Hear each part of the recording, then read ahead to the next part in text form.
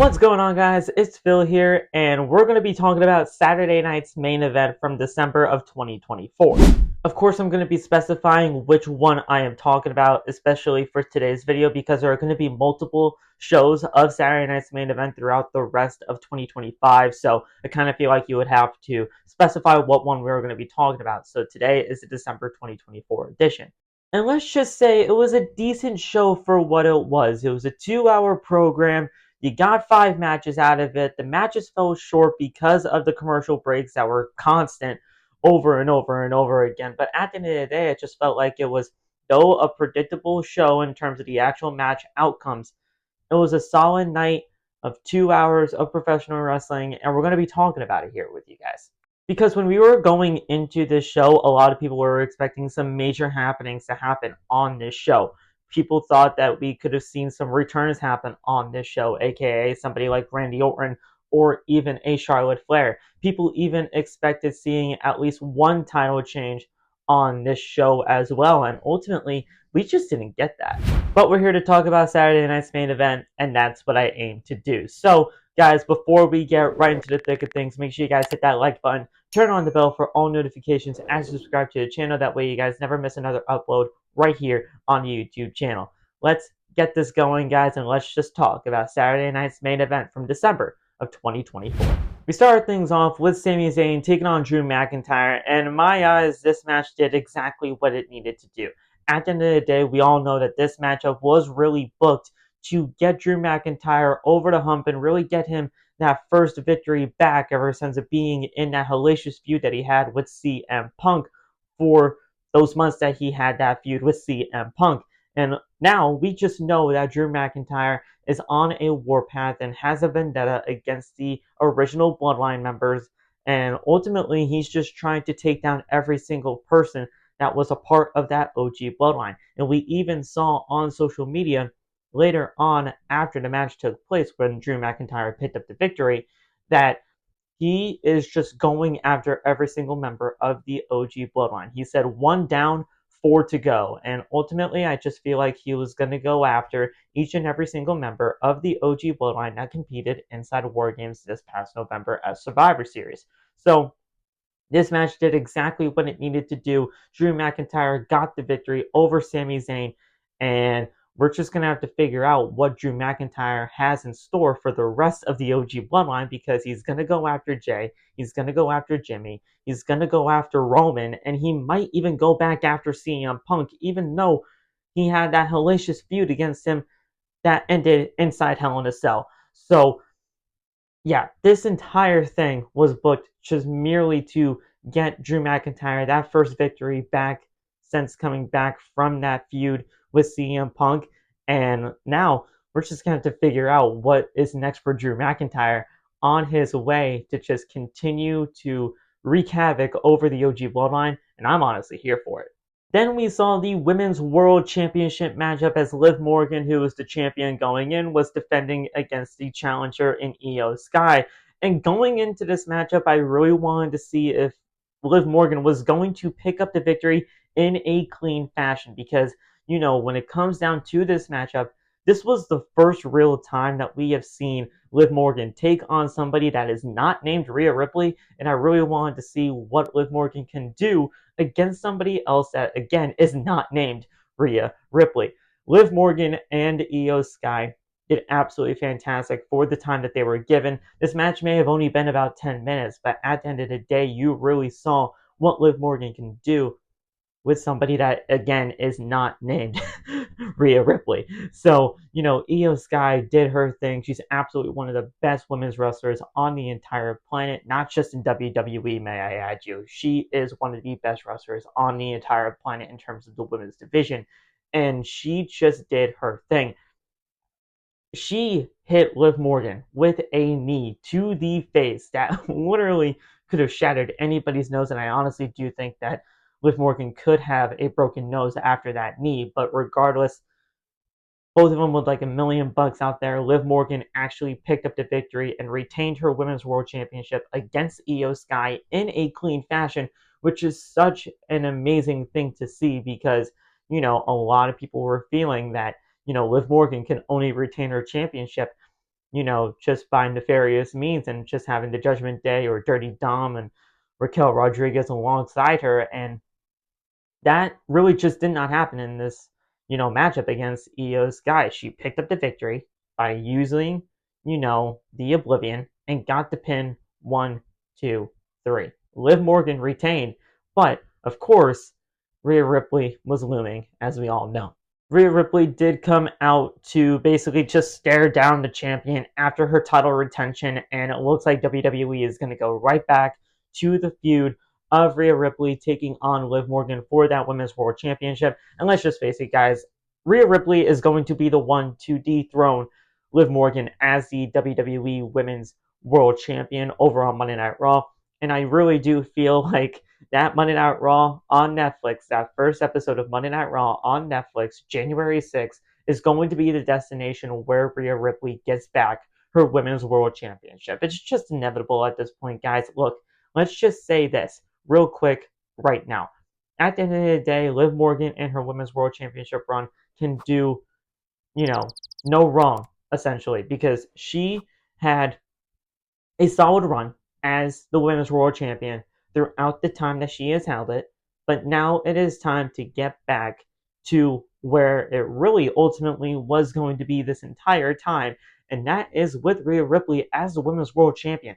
I don't think that it would have been all the way up until this very point to where she is still the champion, but at the end of the day, Rhea Ripley, when it came down to her having to relinquish the title, she had to relinquish the title. She was going to continue on her reign. It's just because of the injuries that happened that just, allowed things to get to where we are right now. And that is why Liv Morgan is the Women's World Champion. Rhea Ripley's going to get that title back one way or another, whether anybody really likes it or not. And hopefully, WWE will just be allowed to, tell a great story with Rhea Ripley as their champion moving forward, because there are a lot more other women on the Monday Night Raw roster, or hell, in the WWE, more than just Liv Morgan and Rhea Ripley, and we need to see more women get up to that title picture, because let's face it, you can't just have these two go at it week in and week out, months in and months out. You gotta have more other women out there, so just please, for the love of God, get that title off of Liv Morgan on the first ever Monday Night Raw on Netflix, and let's just see where things go from there. For the love of God, we need more women on the show. We then had the triple threat match for the World Heavyweight Championship as Gunther is defending against both Finn Balor and Damian Priest. And I just have to say this real quick right now without even a hesitation, that making this a triple threat match was 100% the right call. I am so glad that WWE turned this into a triple threat match with Damian Priest's involvement, because it made what was going to be a more predictable type matchup between Gunther and Finn Balor a little bit less predictable with Damian Priest's involvement. Now, of course, Gunther would go on to retain the World Heavyweight Championship just like anybody else would have even thought. But Damian Priest and Finn Balor, they did everything that they possibly could to each other to make sure that they were not going to be walking out as the World Heavyweight Champion. And let's just say this right here, right now as well. This has been the most confident that Gunther has looked since, the fact of, this entire storyline of him trying to regain his confidence in the first place. This is the best looking Gunther that we have seen in quite a long time. And I absolutely loved what they did here in this triple threat. Gunther is one of the best professional wrestlers on the entire planet. And I don't think really anybody could argue with that type of fact. Some people may think he's boring here and there, but at the end of the day, Gunther is a great professional wrestler, and he is doing some amazing things when it comes down to that World Heavyweight Championship. I mean, you take a look at what his IC title run was, and, that just speaks for itself. But regardless, Gunther retaining the World Heavyweight Championship here was 100% the right call.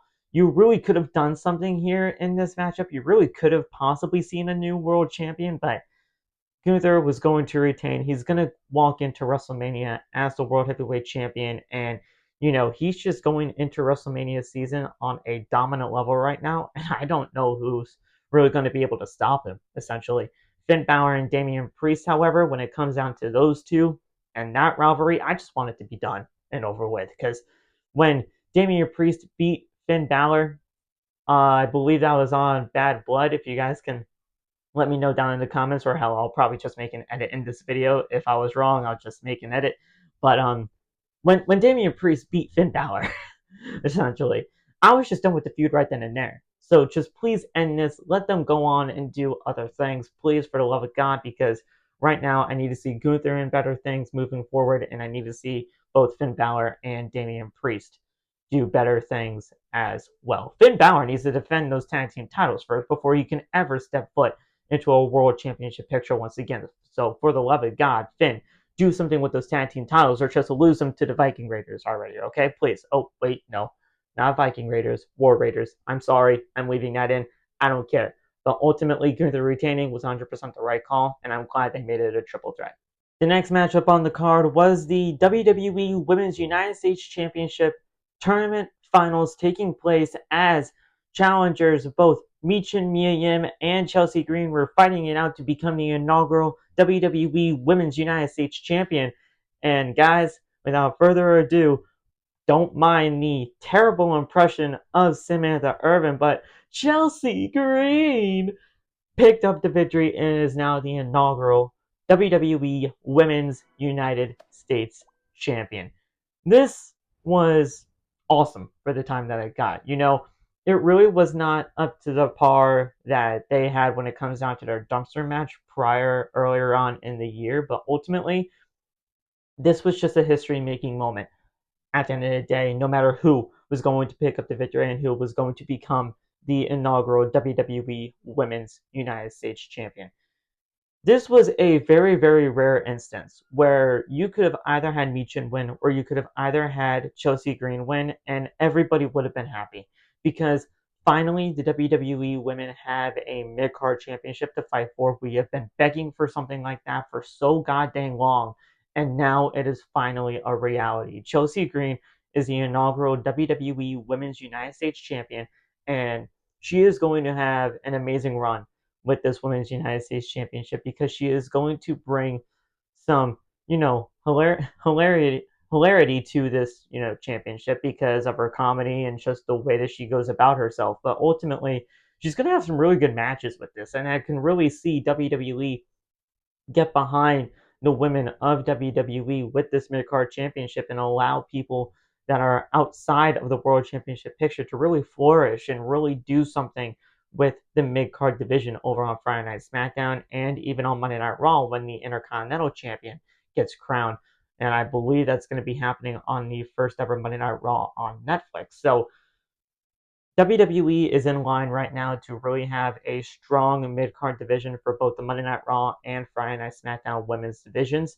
And I'm just very excited for Chelsea Green to see what she can do as the new WWE Women's United States Champion. And I am not worried about Michin in one single bit because at the end of the day, I do think that her chasing the championship instead of her becoming the inaugural WWE Women's United States Champion is going to be a hell of a lot better of a spot for her because when she ultimately does win that Women's United States Championship, it's going to mean a lot more and it's going to feel a lot more special. So this was great. Chelsea Green, congratulations to you. You made history, and now we get to see what you do with that Women's United States Championship. I'm super, super stoked to see what happens. And now we get to talk about the main event of Saturday night's main event, which was the Undisputed WWE Championship matchup between the champion Cody Rhodes and the challenger and Kevin Owens. And I just have to say, thank you, Triple H.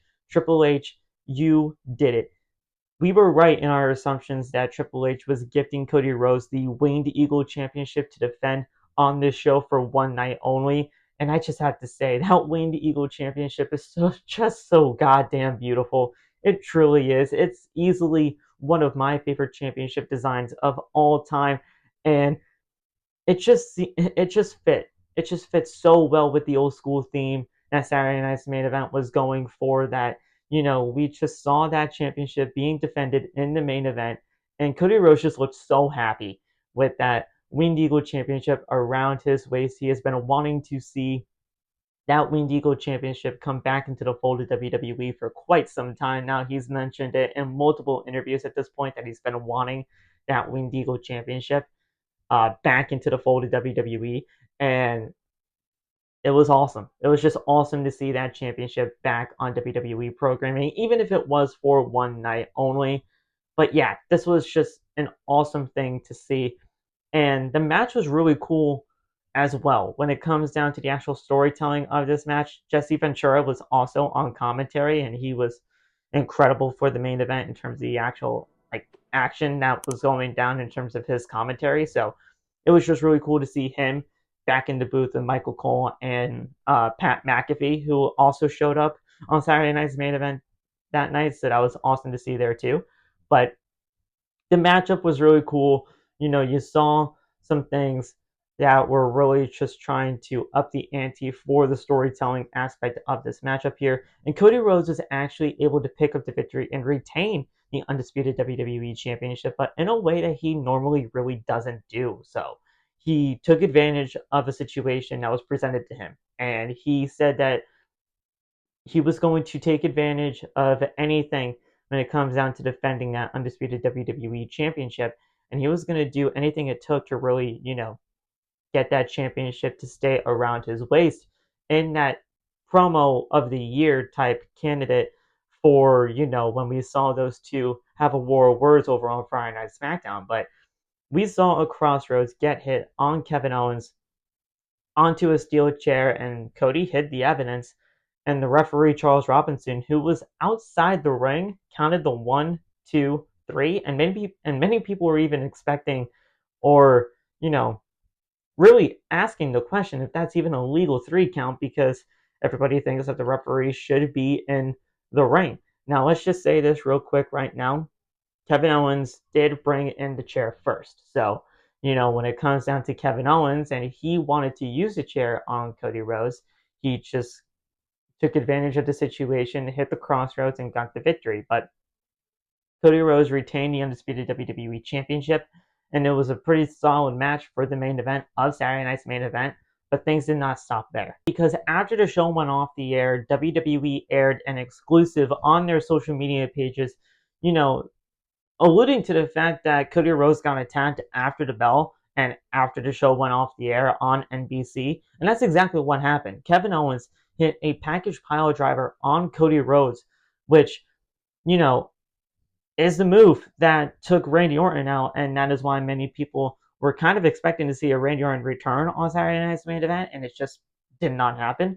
We even saw an RKO from Cody earlier on in the match, so that really made people think that Randy could show up on Saturday night's main event, and it didn't happen. But regardless, a package pile driver took out Cody Rhodes, and at the end of all of it, while Cody Rhodes was being, stretchered out of the arena, we saw Kevin Owens pick up the Winged Eagle Championship, put it around his shoulder, and he basically stole the Winged Eagle Championship, the championship that was really only supposed to be utilized for one night only.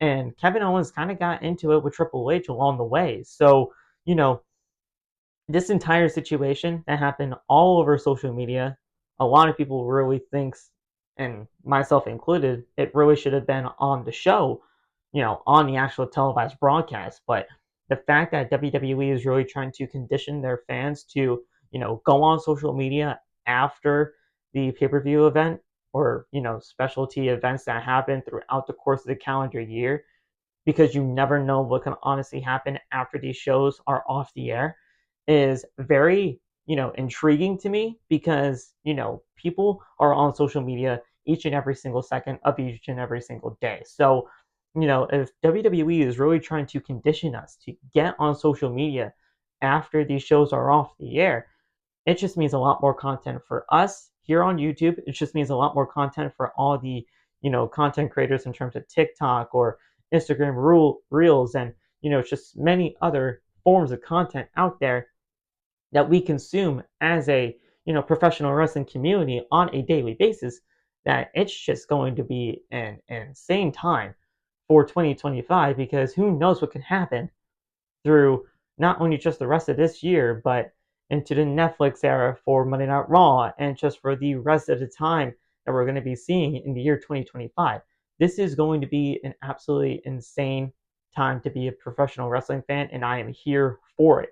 But I made a video earlier on in the day after Saturday night's main event concluded that I think we're still going to be seeing that Winged Eagle Championship around Kevin Owens' shoulder a lot more than just that one night only stipulation that Triple H brought into the fold, because, you know, Kevin Owens could just carry that championship around and he could literally say that he was and is really the real world champion, because at the end of the day, he did have Cody Rhodes beat in the middle of the ring 1, 2, 3.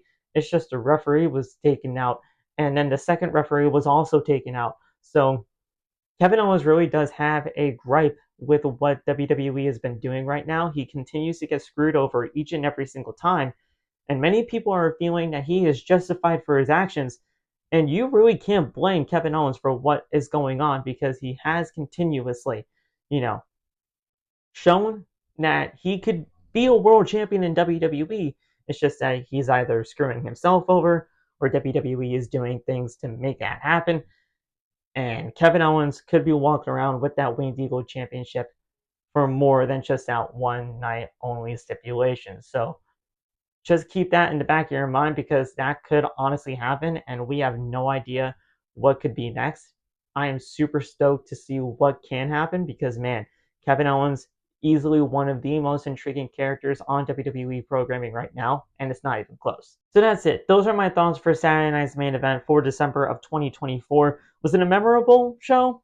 No, but this was a really good building block to what Saturday night's main event could ultimately be for WWE in the future. And I really do feel like if WWE really used this as a stepping stone to see what could honestly be, you know, better for Saturday night's main events moving forward, this could be a really good stepping block to really just, get Saturday night's main event into the upper echelon of what we as fans ultimately hoped that this one would have been. But overall, I don't think it was a bad show. I don't think it was a good show. It was just a nice, solid 2 hours of professional wrestling for a Saturday night. And it did, progress a huge storyline when it comes down to that Undisputed WWE Championship in Cody Rhodes.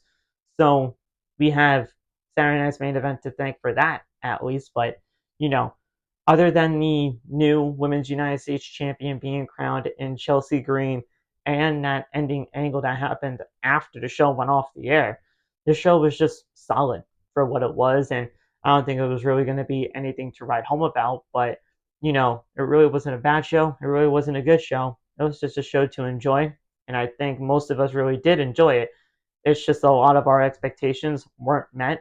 And I feel like us as fans really do need to kind of just, take a step back at times and just allow ourselves to really just enjoy the show for what it's going to be. So that's it for my Saturday night's main event review for December 2024. I hope you guys enjoyed it. If you guys did, make sure you guys hit that like button on your way out. Subscribe if you are new, and turn on the bell for all notifications. That way you guys never miss another upload right here on the YouTube channel. We'll see you guys more with some videos later on throughout the week, and I'll see you guys in the next one. Have a good one. Stay safe. God bless, and peace. Out for the